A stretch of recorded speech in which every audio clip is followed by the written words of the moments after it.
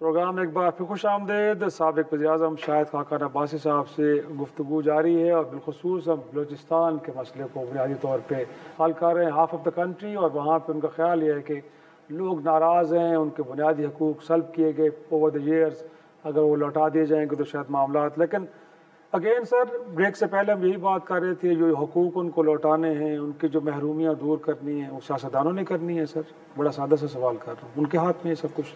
तो इफ्तिखार शिराजी के हाथ में तो कुछ नहीं है ना, शायद अब्बासी के हाथ में भी कुछ नहीं है, ये तो स्टैब्लिश हो गया ना। बिल्कुल, क्योंकि आप इक़्तिदार में सकते हैं तो आपके हाथ में नहीं है। बट जो आइन के तहत हलफ उठाया है, आइन के दिफा का, सरफराज बुगटी की बात कर रहे हैं, सबकी सब। अच्छा, जो भी आइन के तहत हलफ उठाता है आइन के दिफा करने का, आज उसकी जिम्मेदारी है। तो माजी में भी सर हमने देखा है ना, आगाज मैं ये एफर्ट्स की बात कर रहा हूँ, सियासतदानों ने एफर्ट्स की। आगाज हकूक़ बलूचिस्तान, मुस्लिम लीग नून के पहले अदवार में हमने देखा है कि मुशाहिद हसन सैयद, उन पर मुश्तमिल को कमेटीज़ बनती थी, बुगटी साहब से मिलना, मैंगल साहब से मिलना, फिर इवन के PTI की हुकूमत बनी सर तो 6 नुकात थे मैंगल साहब के, उन पर इतफाक़ किया गया, मिसिंग पर्सन से लेके उनको वसाइल की फरहमी। सियासतदानों के यहाँ क्लैरिटी तो नज़र आ रही है कि हाँ ये प्रॉब्लम्स हैं, ये बीमारियाँ जिनको एड्रेस करना है। फिर अगेन हम समझते हैं कि कंप्रोमाइज़ में सियासतदान क्यों चले जाते हैं, इख्तियार उनके पास नहीं है, उनके पास अथॉरिटी नहीं है। प्रॉब्लम कहाँ पे है सर? आगाज़ हकूक़ बलूचिस्तान क्या अपनी तमाशा लगाए हुए है ना, उनके हकूक़ आइन के अंदर है। बलूचिस्तान इस मुल्क का हिस्सा है, आधा रकबा इस मुल्क का बलूचिस्तान में है जी। उनके हकूक़ आइन क्यों है? दें उनको, नुमाइंदा हुकूमतें दें, ये मत इधर उधर से बंदे पकड़ के वहाँ से इलेक्ट करवाएं। सही, ये जब ये बात हमें समझ नहीं आएगी तो फिर मैं और आप क्या हल किसी को बता सकते हैं। लेकिन जो अलार्म बेल सर आप मुसलसल बजा रहे हैं ना, तो हमने कल सर मैं अलार्म बेल नहीं, मैं हकीकत बयान, अगर मैं गलत कर रहा हूँ तो मुझे कह दे तुम गलत कह रहे हो, ऐसी बात नहीं है, मैं मान लूँगा आपकी बात मैं। लेकिन उनको रिफ्यूट करने वाले भी मौजूद है हुकूमत वक्त के अंदर। अगेन मैं वज़ीर इत्तलाआत की बात करूँगा, और जब कल हमने बात की कि वहाँ पे बड़ी डिस्टर्बेंस है, बड़ा एक इंतशार की कैफियत पाई जा रही है, मुल्क का साबिक़ वज़ीर-ए-आज़म दौरे कर रहे हैं, लोगों से मिल रहा है, तो उसके बाद जो गुफ्तगू कर रहे हैं बड़ी डिस्टर्बिंग है। तो उनका ख्याल ये था कि वो लोग जिनके 3-4 लोग हैं पार्टी के अंदर, उनकी बात आप कर रहे हैं, वो इस इशू के ऊपर, क्योंकि ये पॉपुलर इशू है, इसको वो एक तरह से गोया कि हाईलाइट करके तो लोगों की हमदर्दियाँ समेटना चाह रहे हैं। ये हमेशा नाकाम सोच रही है। मैं सबसे कहता हूँ कोयटा जाए तो जरा सही, वहाँ निकले ना बाजार में, वहाँ लोगों के पास जाए ना, वहाँ बार के अंदर जाएं, आपको पता लग जाएगा आपकी क्या हकीकत है। सही, ये मेरी बात नहीं है, मैंने ज़िंदगी में, मुझे सब जानते हैं ये, मैंने ज़िंदगी में कभी सियासत नहीं खेली। मैं आज परेशानी जो बलूचिस्तान में है उसकी वजह से वहाँ गया था। मैं इलेक्शन की बात नहीं करता, मैं जमात की बात नहीं करता, वहाँ जाके हालात देखें, उनकी बात सुने, सुनने में कोई खर्चा होता है?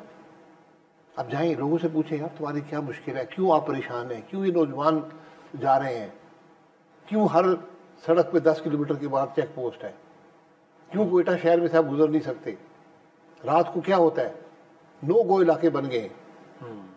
आप क्या सोच रहे हैं यार, क्या कौन सी सोच है ये? तो ऐसे में सर फिर इनफैक्ट जो हम बहुत बड़े एक प्रोग्राम्स लेके बैठे हैं, हमारा ख्याल ये है कि इस मुल्क के अंदर बिलखुसूस मादनियात को लेकर बहुत बड़ी इन्वेस्टमेंट आएगी और बलूचिस्तान के अंदर हालात दुरुस्त होंगे। तो आप तो कह रहे हैं कि माहौल ऐसा नहीं है कि वहाँ पे आप फ्रीली मूव कर सकें, तो जो हम दुनिया को कमिटमेंट दे रहे हैं तो क्या हम इसको मेक श्योर कर पाएंगे फिर सूरत हाल के अंदर? जब तक आप बलूचिस्तान के लोगों को उनका जो आइनी हक है नहीं देंगे, वहाँ इंतशार रहेगा। इंतशार में इन्वेस्टमेंट ज़रा मुश्किल होती है। तो ये सर आइनी हक तो मेरे ख्याल है सिंध में भी शायद लोगों को मुकम्मल तौर पे नहीं मिल पाया, खैबर पख्तूनख्वा में भी नहीं मिल पाया, साउथ पंजाब में भी जाएं, बट वहाँ पे कोई बंदूक उठा के रियासत के खिलाफ खड़ा नहीं हुआ। यही पता करें ना, यही पता करें कि क्यों हुआ है, कल क्यों नहीं था, साल पहले क्यों नहीं था, 10 साल पहले क्यों नहीं था, 20 साल पहले क्यों नहीं था, आज के हम ऐसे हालात पैदा हुए। हम मादनियात की बात करते हैं, उन लोगों को भी पहचाने जिनकी मादनियात हैं, उनके आईनी हकूक क्या है उन मादनियात पर, ये भी पता कर लें। 136 सफ़े का वहाँ पर बिल पास हुआ है, अपोजिशन हुकूमत ने मिलकर पास किया है। तो कह रहे हैं 10 मिनट में हुआ है शायद। वहाँ पर जो लोग हैं वो कहते हैं हम जब भी आए इसको रिवर्स करेंगे। तो क्या आप उसको एग्जाम में देखें, बिल इस तरह मत पास करें, अवाम के सामने रखें बिल, उसके एक एक शिक पर डिबेट हो, कि क्या ये आइन से मुतसादिम है या क्या ये दुरुस्त है, फिर आपको मुस्तकिल हल मिलेंगे। उजरत में काम नहीं होते। मदनियात जो है ये एक दिन का काम नहीं है, ये साल हर साल का काम है, ये 30 साल के कॉन्ट्रैक्ट्स हैं। तो सर वो सूबे के मलकियत तो या वफाक की बात तो एक है ना, पाकिस्तान ही तो है ना सर। अगर कर रहे हैं तो आपको लगता है गलत है ये? प्राइम मिनिस्टर है ना सर, आइन बदल लें। अच्छा पहले आइन बदल लें ना, तो उसका हक है उसको दे, उनको बता दे यार आपको ये मिलेगा, ताकि वहां पे शक शुबा खत्म हो जाए। सही। हम आइन को बड़ा मजाक बना लिया है, ये कागज का ठीक है, इसको तो कानून बना देते आइन से मुतसादिम है। सही। चीफ जस्टिस पिटीशन नहीं सुन सकता कॉन्स्टिट्यूशनल, मुल्क का क्या बनेगा? आप यार उन दो, आपने कनाल पे क्या हुआ? जी बिल्कुल। सड़क पे तो आप इंतजार करेंगे कि जब लोग सड़क पे आ जाएंगे। सही। मैं 6 महीने पहले मैं सखर गया था, वहां मैंने सारी बात सुनी थी, मैंने आकर बात भी की इसके बारे में कि लोगों की बात सुने तो सही है, उनको बताएं।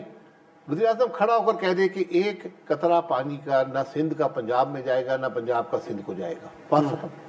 मैं कनाल बना रहा हूँ, मैं 1 खरब रुपया खर्च कर रहा हूँ, लेकिन पानी के हकूक बरकरार रहेंगे। आज के काश्तकार का पानी उस कनाल में नहीं जाएगा, मैं इजाफी पानी ला रहा हूँ। बताएं तो सही।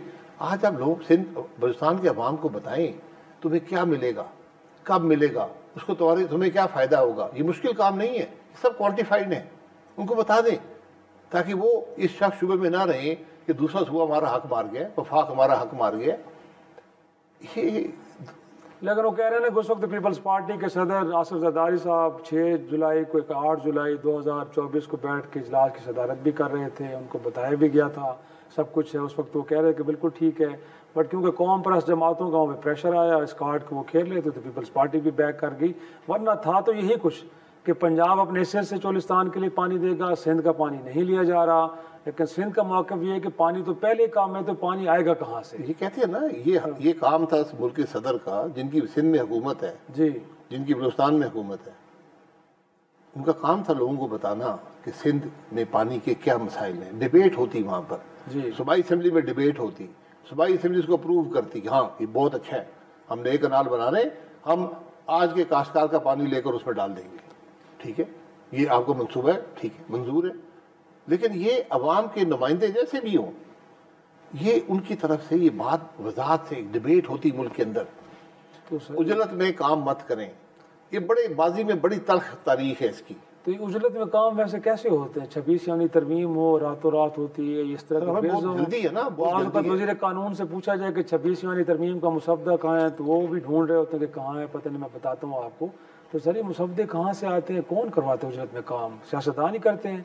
अगर करते हैं तो उसकी ओनरशिप तो लेते हैं। सियासतदान को करना, उसकी कबूल करनी पड़ेगी उसकी ओनरशिप। सियासतदान के पास चॉइस नहीं है, जिम्मेदारी इनकी है जो आज इक़्तिदार में है। अगर ये समझें कि हम किसी और पर डाल देंगे कल, तो ये मुमकिन नहीं है। इमरान खान साहब भी अब यही कहते हैं कि जी मेरे पास तो कुछ नहीं था, तो वो तो बाजवा साहब कर रहे थे। तो बाजवा साहब कहते मुझे पता ही नहीं था। तो जिसकी आईनी जिम्मेदारी है उसको कबूल करनी पड़ेगी। अगर उसके कोई दबाव है, कोई गलत काम आपसे करवाए जा रहे हैं, इस्तीफा दें, घर चले। इस वक्त तो हुकूमत ओनरशिप ले रही है ना सर, जो कुछ कर रहे हैं वो कह रहे हैं कि जी हम कर रहे हैं, कोई और नहीं। बहुत अच्छी बात है, बहुत अच्छी बात। और आपको लगता है कि सारे इकदाम पाकिस्तान को मजबूत करने के लिए है ना, जो कुछ किया? माशाल्लाह। अच्छा, आपके जवाब से मुझे लेकिन ये जो आपकी माशाल्लाह है, इस तरह की माशाल्लाह कहीं मौलाना फजल रहमान साहब भी करते हुए नजर आते हैं। लेकिन जब उनसे कहा जाए कि अगर आप ये समझते हैं कि इस मुल्क की मौजूदा पार्लिमान लेजिटिमेट पार्लिमान नहीं है, 2024 के इलेक्शन आपके ख्याल में बड़े फ्रॉड इलेक्शन हैं, आपके ख्याल में इस हुकूमत को घर जाना चाहिए, नए इंतखाबात होने चाहिए, उसके लिए जो बुनियादी इंग्रेडिएंट है वो ये है कि अपोजिशन की तमाम जमातें मुत्तहिद हो जाएं, इकट्ठी हों, ताकि प्रेशर डेवलप किया जाए। जब उस मरहले पे बात आती है तो कहते नहीं जी तो नहीं हो सकता। तो सर ये जो मसलहत पसंदी है, इसके पीछे भी तो कोई ड्राइविंग फोर्स एक होगी ना। तो आपको क्या लगता है कि क्या वजह है कि मौलाना साहब वो मोमेंटम क्रिएट नहीं करना पा रहे? ड्राइविंग फोर्सेस से तंग आ गए हो गया। माफ करें, ड्राइविंग नहीं, तो फिर यार ये मुल्क ड्राइविंग फोर्स होना चाहिए, इसके अवाम ड्राइविंग फोर्स होना चाहिए, उनकी तकलीफ आपकी ड्राइविंग फोर्स होना चाहिए। कभी अमेरिका को देखते हैं, कभी एस्टेब्लिशमेंट को देखते हैं, कभी चीन को देखते हैं, कभी रूस को देखते हैं। यार आइन को देखें, आइन इस मुल्क के आइन को देखें, बदल लें यार। अगर आपने ड्राइविंग फोर्स की वो रखनी बिल्कुल रख लें, मुझे कोई से वो नहीं है, लेकिन खुदा के लिए इसका निज़ाम चलाएं, निज़ाम ऐसा हो कि आपके लोग मुतनफ़र ना हो। आज आपकी अवाम परेशान है, आज तकलीफ में है, आज शक और शुबा है। ये बड़े सूबे पर लोग उंगली उठाते हैं। ये बड़ी तशवीश की बातें। सही, एक तशवीश की बात है। यकीनन इस तशवीश के अमल को, इस कंसर्न को एड्रेस कैसे करना। एक छोटा सा ब्रेक के बाद ख़ुद जो बड़े बड़े रहनुमा बलूचिस्तान से, जिसमें महमूद खान चगजई साहब हों, अख्तर मैंगल साहब हों, फिर खैर पख्तूनख्वा से जैसे मैंने जिक्र किया कि मौलाना फजल रहमान साहब, गोया कि अब हालात क्या तकाजा कर, एक और बैठक होगी भी सही कि नहीं होगी, और अगर होती है तो फिर उसमें सियासी जमातें इस सारे अमल को लेके कोई एक जॉइंट स्ट्रेटजी बनाने भी जा रही कि नहीं जा रही। एक छोटा सा ब्रेक नाज़रीन, ब्रेक से जब वापस आएंगे तो खाका नवाज़ी साहब से इस हवाले से